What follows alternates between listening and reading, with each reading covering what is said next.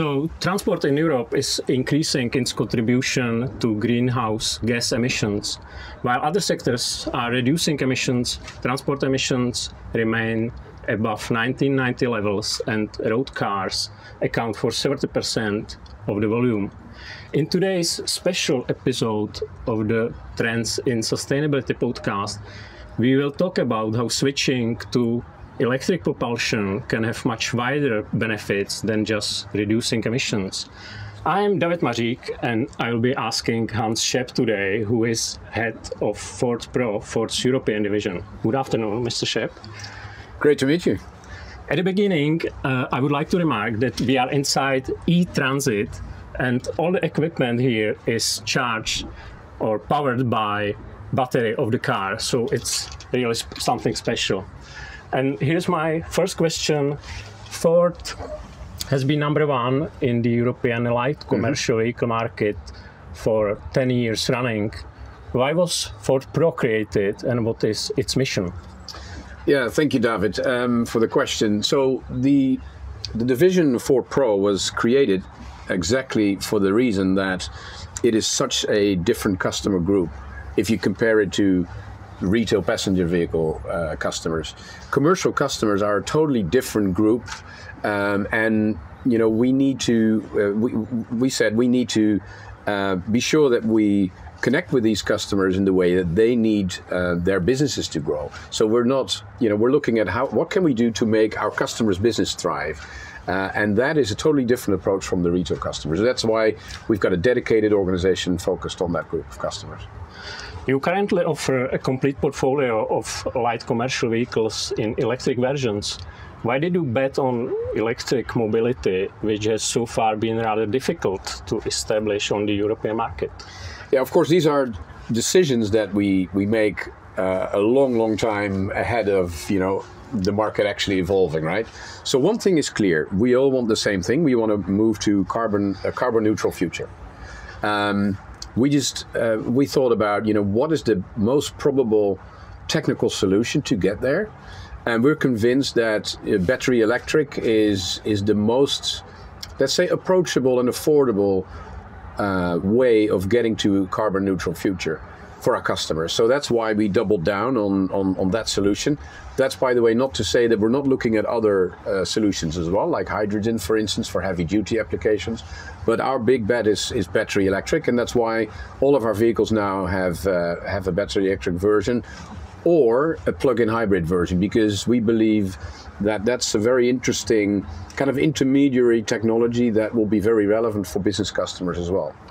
Your company says that electric vehicles offer a lower total cost of ownership. Have you managed to achieve such low running costs that they outweigh the higher purchase price? It's very interesting if you look at the commercial customer segment. It really depends on the use case that you're in. So for some of our customers, it is an absolute business case. There's no doubt about it. For instance, if your fleet is into last mile delivery in cities where you do like 60, 70 kilometers a day, it is a no-brainer. You need to have a battery electric vehicle, not just, by the way, to get into some cities that you can't get into without battery electric. You can't do your job, right, if you don't have an EV. But also the running cost of an EV for that use case are definitely much lower. For other use cases, if you're into heavy duty, long distance, hauling or towing, it doesn't make sense yet. Technology is evolving, but it's really dependent on what you do as a business. But absolutely, we now see a lot of use cases where it's a business case. When calculating the cost of an electric car, it's very important where you charge and for how much. Mm-hmm. What can you offer customers in this area?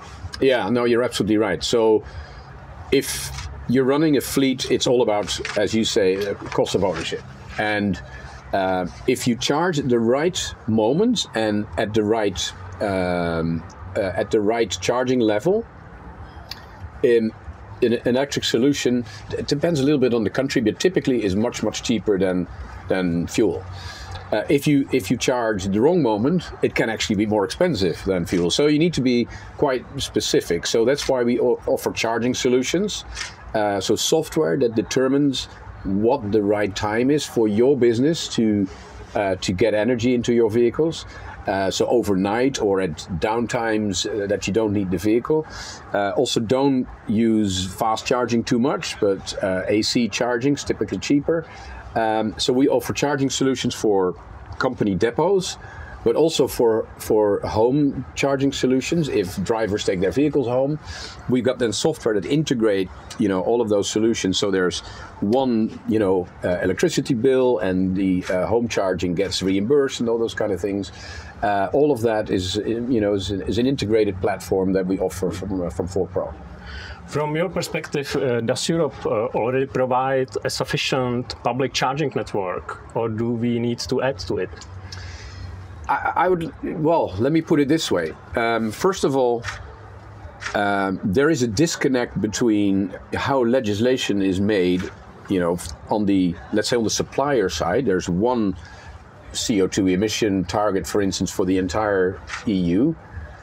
But there are no European solutions when it comes to providing infrastructure to our customers. And there's a disconnect there because we're all in agreement that we need to get, as I said, to a carbon neutral future. But then also we need to make sure that charging solutions are available in the key markets, right? In some markets, some countries are way ahead of the curve, and Norway, Netherlands are great examples. But there are other markets that are actually lagging still. And this is not just about public charging. Also, when you're a business and you want to charge your vehicles at your own premises, at your own building, sometimes to get connections into the grid of the city takes years. So there's a lot of work to be done there to make sure, we get all the prerequisites in place for our customers to actually make the transition. There's a lot of work to be done. The usual objection to electric cars is the short range, and I have also come across this in statements of domestic delivering companies.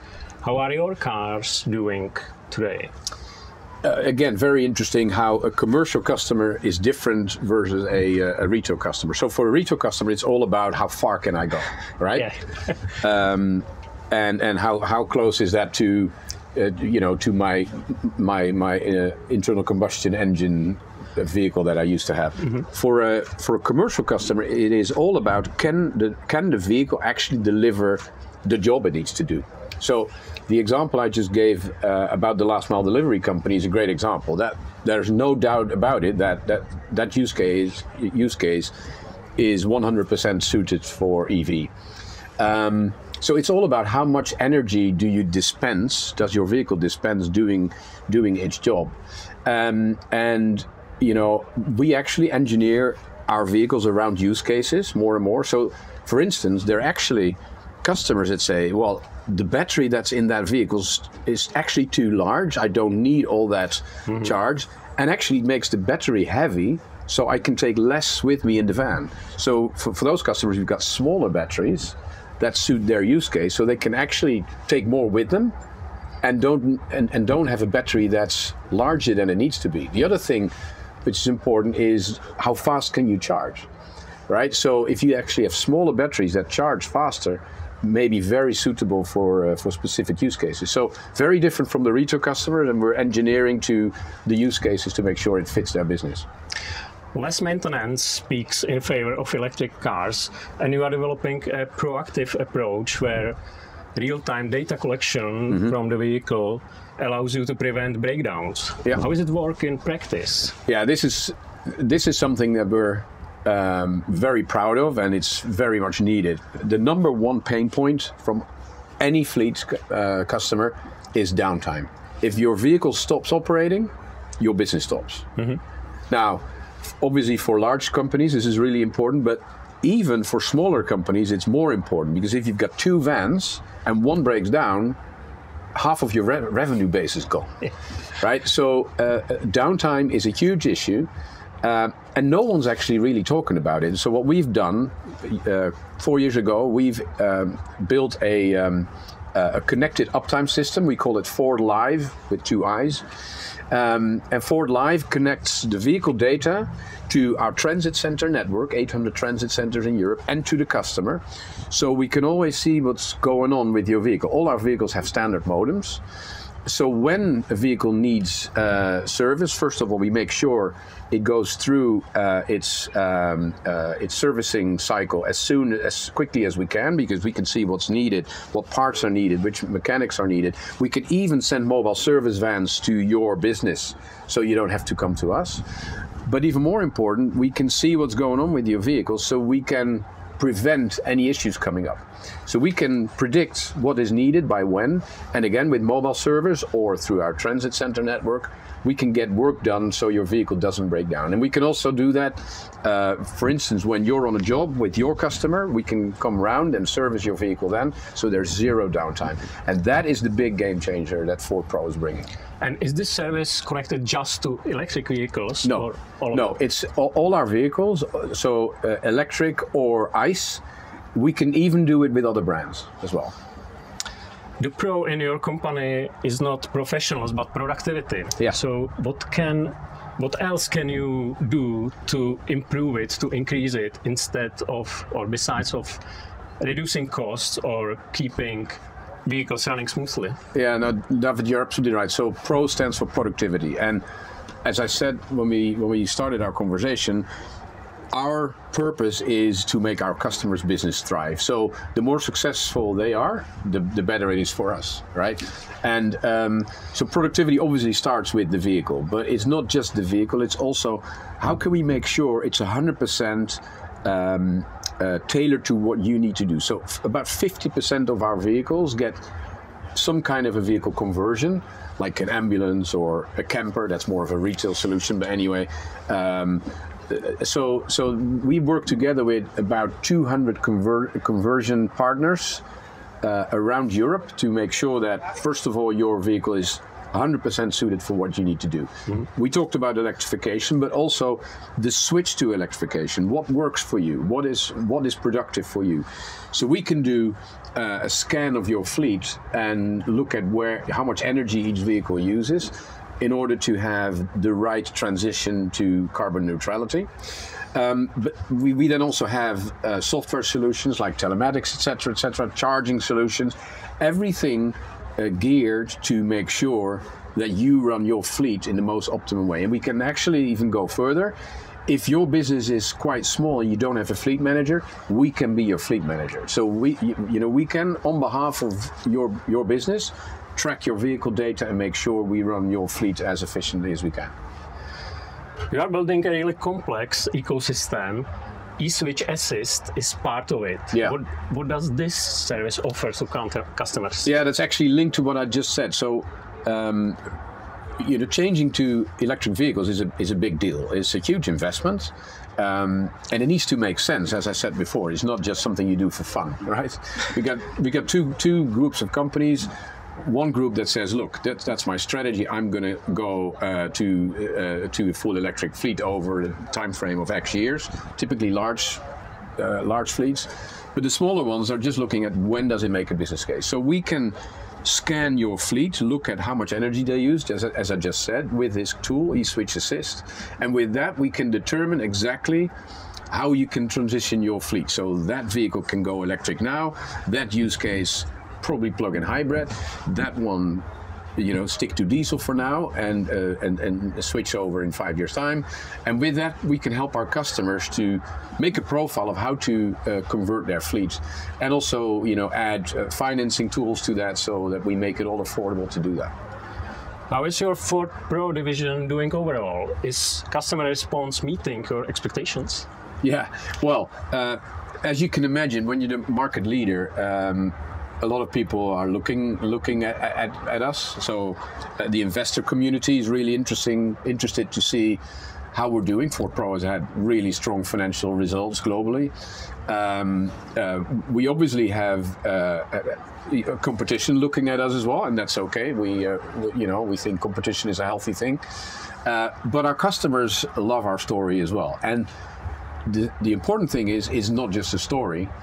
We are actually doing what the whole industry is talking about. We started this years ago. We started building our ecosystem. I'm not a great fan of the word, but I can't find a better word. But we built our ecosystem, and our customers are our best advocates. So just to give you an idea, we had a media event a couple of weeks ago where we introduced a new vehicle, the e-Transit Courier, our smallest EV. Mm-hmm.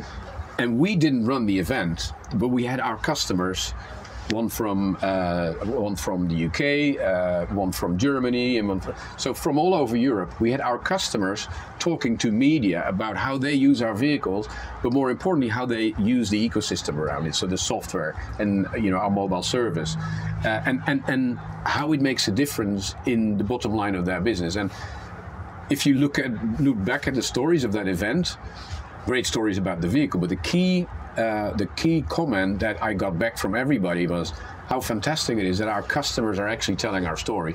So, everybody's talking about it, but we're actually doing it. It's super. How do you see your future in the Czech market, which is still at the tail end of Europe in the adoption of electromobility? Well, the Czech market has always been very strong for Ford's commercial vehicle business. I've been connected to this market for a long time with Ford, and I remember discussions we had a long time ago already, specifically around conversion and those kind of things, where the Czech Republic has been very strong and actually at the forefront of this business. Now, when it comes to electrification, some markets are ahead of the curve, and some are, as you say, at the tail end. I think the benefit that actually gives you as a market is that we can make all the mistakes in the markets that go first. Yeah. Not just us, but the whole market with, as I said, charging solutions and knowing exactly what it takes to be successful.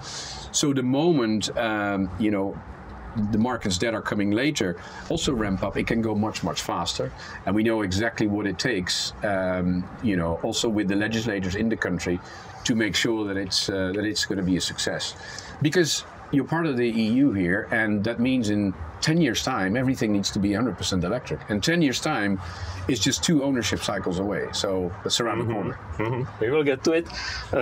You offer both pure electric cars and plug-in hybrids. Yeah. Do both of these categories have a long-term future, or is the plug-in hybrid just an intermediate step towards pure electromobility? I think it's a very fluid future that we're getting into. So, as I said, legislation right now is that 2035 will be full electric. We've seen, for instance, also in the UK, a few switches where initially post 2030 only EVs were possible, and then it was plug-in hybrids as well. Now it's diesels as well until 2035. So I think there'll be some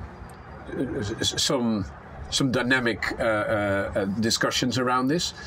What I do see is that plug-in hybrid is a very relevant solution right now, and it will remain to be relevant for many years, I think. In the end, what's important is that you can be flexible as an organization to adapt to what the market demands. And so we've got all the technology, the full electric, plug-in hybrid and ICE, but very important as well, we've organized our industrial system, so our factories as well, to switch real time. So if we've got less EV demand and more plug-in hybrid demand, we can switch on the line. Of course, we need to we make sure that the supply chain is ready for it as well, but we can do that all on the same line. So we're dynamically set up for that, and we can serve our customers exactly with what they need. If you mentioned fluid future and adaptability and flexibility, what do you think about the ban on the sale of internal combustion engines from 2035? Should Europe stick to it or reconsider it? Well, I think that it's really important that we're all looking at the same end game. The end game is zero emission. Right now, 35 is the law.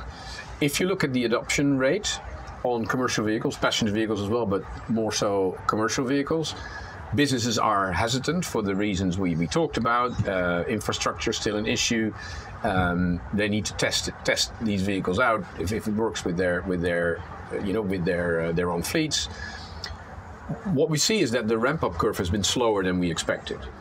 And if your ramp-up curve continues to be slow for a while, the tail end needs to be really steep to hit the 35 discussion.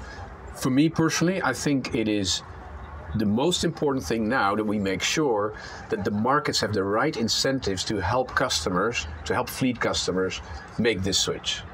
So let's work together on getting the infrastructure right, get incentives into the marketplace to make sure businesses can actually purchase these vehicles and go faster. Because if we do that, we get to the end game quicker. So I think that's where we need to put our energy. And then as we do that, we need to see if 35 is realistic or if it maybe needs to be a bit later than that. But the end game is clear. We need to go to zero. Says Hans Schep, the head of Ford Pro European division. Mr. Schep, thank you for accepting our invitation to this podcast. Thanks, David. Great to talk to you. Goodbye.